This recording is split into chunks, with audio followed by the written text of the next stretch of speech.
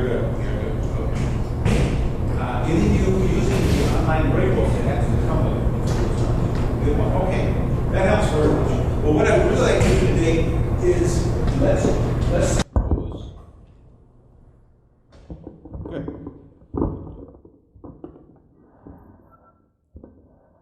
Good. Let us suppose that you had this score 2 weeks before you were actually going to have your first rehearsal of that.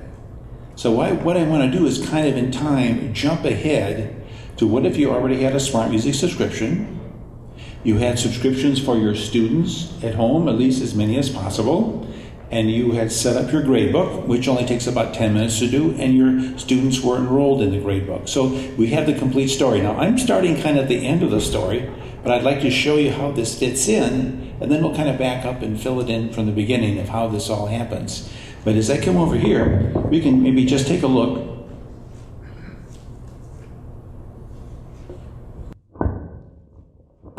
Apologize.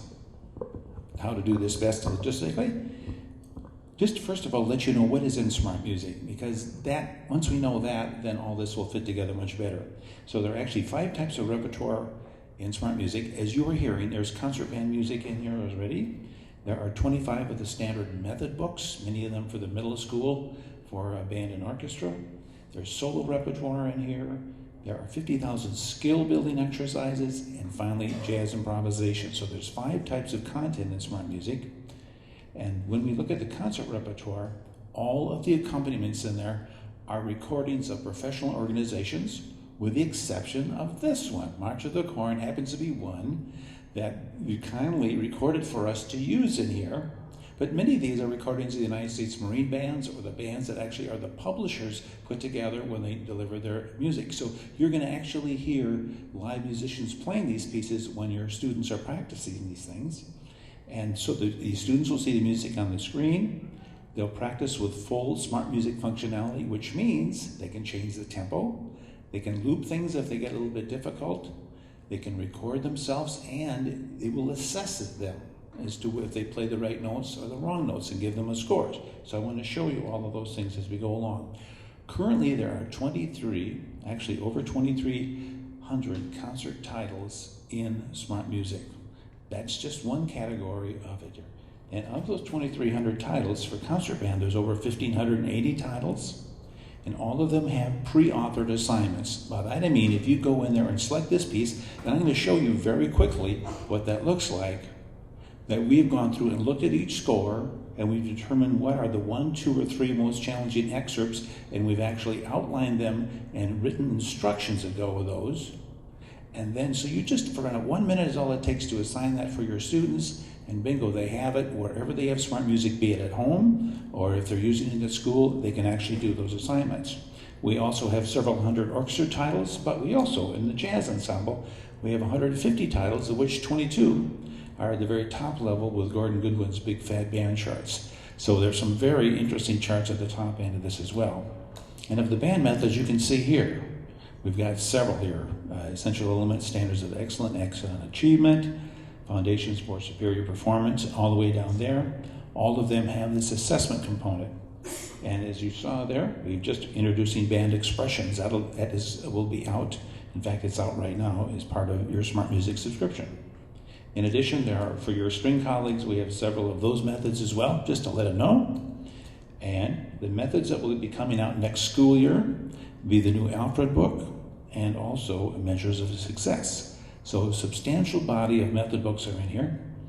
And regarding the exercises, it's really everything you're going to need in there. We have all the scale types, interval types, arpeggios, twisters are these really challenging technical exercises. We have rhythms. We have your state scale forms in here. How you like to do ascending, descending, and with the arpeggio at the end of it. We have those, and we'll show you a little bit about those, but those can be done at any key, any tempo, any articulation you choose.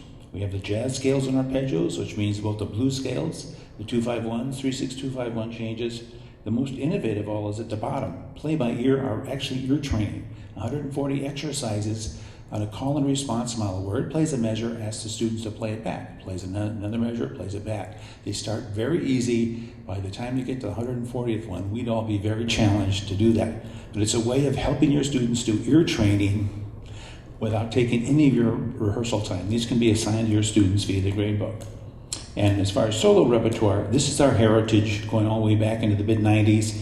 We have a very large library of solo repertoire for all the instruments, and we even have a search in there by your state list. So you can go under Florida and look up at any particular instrument, any particular level, and you will see those solos listed in there. So, and then in the jazz series, we have 3 jazz series, the Marsalis, many of the Aebersold and Alfred. They all have music and chords on screen. They have jazz patterns on screens. It's kind of like Jerry Coker's patterns for jazz, if you're familiar with that. You can elicit a series of patterns to overlay the music, no matter what instrument you have up there, saxophone, trumpet, oboe, English horn, bassoon, they can all be playing these patterns that are outlined by the chords on there. And all the rhythm section parts are transcribed, so the young pianist can actually see written out what's going there. They're not just looking at chord symbols, they're actually looking at transcriptions of what's going on. And when you open up the Wynton Marsalis series, you're going to take a look at his rhythm section that's playing these things, and you're going to see some extremely creative things if you want to push your students at that end. And we just introduced the Standards of Excellence Jazz Ensemble method. This is now included in Smart Music. And then if you want to create your own accompaniments, good old finale, you can do you can do solo repertoire, all state audition materials.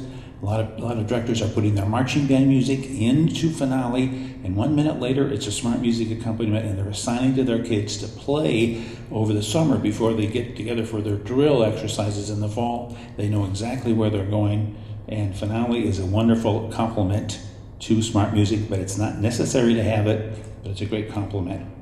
And all the repertoire that I've just talked about, you can assign to your students via the online gradebook that comes with every single educator subscription.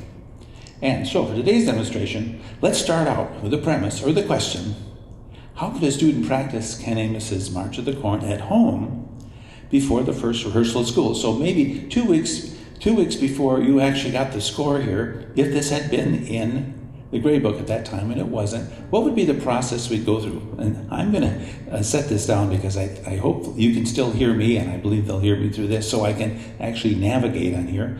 But I'm going to go into the grade book, which comes with every educator subscription, and I'm going to go in there and pick this piece, and I'll walk you through how you'd assign it to your students.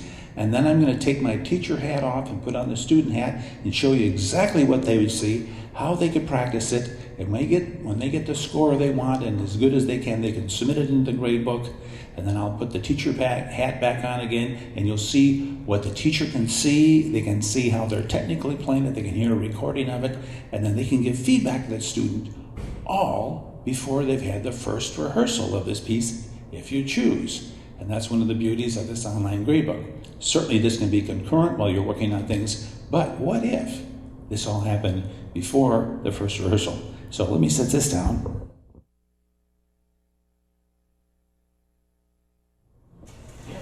Hopefully you can hear me just as well here.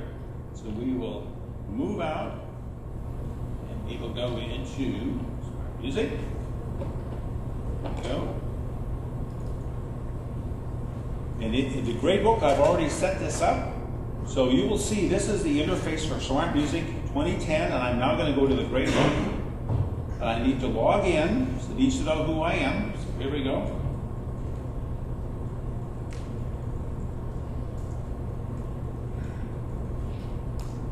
Then there's also a password for teachers. Put that in, and now we get this. This is now the online gradebook, and I'm going to go to where we can create assignments. So I'm clicking on that. If you can follow me with a cursor up there, there are several types of assignments that we can create, but the music is in the top one. So let's go right up there, and I'll show you if we were preparing this piece, how we would do this. So right down here under Band and Orchestra Titles Library, I click on that, and what I can do is now search for this piece. So I know it is a concert band title. I put the title in here, right here, and do a search. And up it comes, here's the title. Now there's a speaker icon here, which will be the same speaker icon you'll see for all 1,500 titles. If you want to listen to the piece, you simply click on that and you can preview it. Much as if you got the CDs from publishers before a work came out, you can hear the work there. But open this little triangle right in front of the piece, and you will see here are these assignments. These are the pre-authored assignments where we've looked at the scores. And so let me be more specific. I'm going to click on assignment 1, and here you'll see what measures and what instructions have been written for every instrument. For the piccolo, it's measured 92 to 103. For the flutes, it's measured 21 to 31. There are specific instructions as we go down here.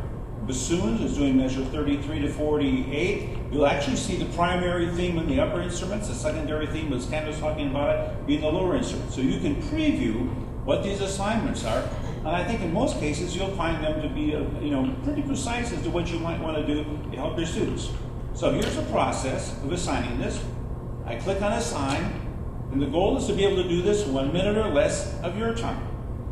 So the title of the piece is already at the top, and then if you want to add any instructions beyond those we've already added, this is where you do it. So I'll just put in here.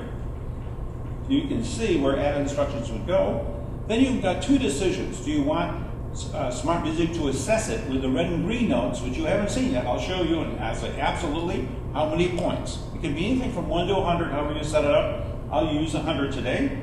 And then do you want a recording? And it's always nice to have a recording because you can verify all the musical aspects of that. So sure, that's another 100 points.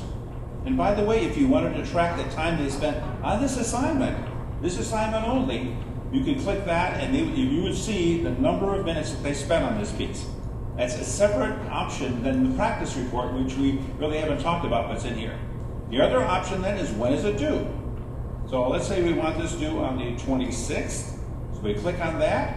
I select whatever band I have. I have a concert band, and I click on the entire class. And this is going out via the internet to all of your students that have enrolled in the gradebook. And simply while I'm here, just let me do one other, because I know there's some middle school directors here. Let me just show you very quickly how you do a method book, and then we'll go and I'll show you how a student would do both of those. So we come in here, and I'm going to go into method books, and here you'll see the pictures of all the methods here that we've got. And so what I'm just going to take, I'm not sure which one you're using, but let's just say you're using Standards of Excellence. They all work this way. I click on that. We go in here and we pick out one of the pieces. We could also do a unit if we like, but right now I'll just click on one of the pieces. I click on Oral E, and I can write my instructions in here. I'll just some very generic thing at the moment. And the same thing, how many points is it worth? 100 points for the assessment, 100 for the recording. When do I want it due? I'll do this on the 26th as well, and the entire class. This is how you make assignments in an online gradebook.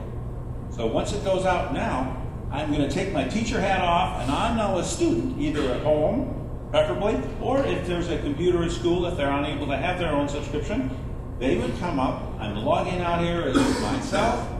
They would come in here and they log in. So I'm going to log in as a flute student because I brought my flute along today so I can show you how this works. All right.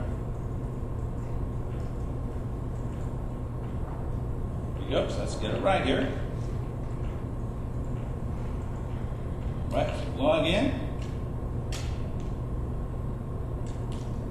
By the way, that's her grade so far of all the work that she's done. So, but let's go and take a look at the assignments.